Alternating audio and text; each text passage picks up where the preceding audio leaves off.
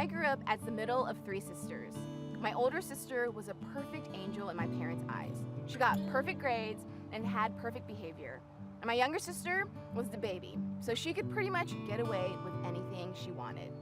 Me, on the other hand, I was the one who always caused some type of ruckus in the house. I called it fun, but my parents didn't see it that way. So what ended up happening was I was constantly getting in trouble with my parents. And as a consequence, I was punished a lot. And I'm not mad about it, because I'm sure to them, they did the best they could with the tools they had.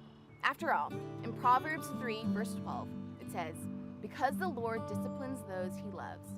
For a lot of people, including my parents, punishment and discipline were synonymous.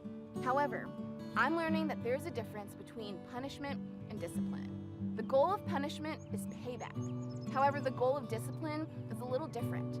When I think about how our Heavenly Father chose to discipline all of mankind, Romans 5:8 comes to mind. But God demonstrates his own love for us in this. While we were still sinners, Christ died for us.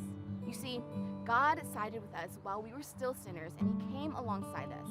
He allowed his son to carry the weight of our sin so that he could have a relationship with us.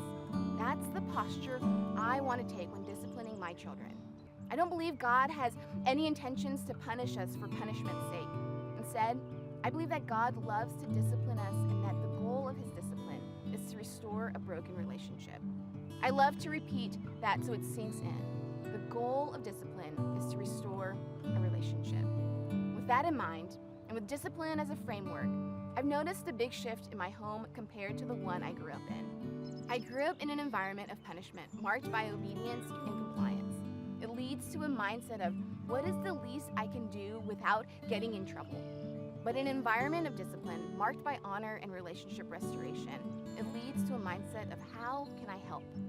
Whether you're a parent, a soon-to-be parent, or you know a parent, or you remember how you were raised by a parent or guardian, I pray that God's approach to discipline can help inform your approach and that your relationships with those you love can remain healthy and thriving. Are there any relationships in your life that are in need of some restoration?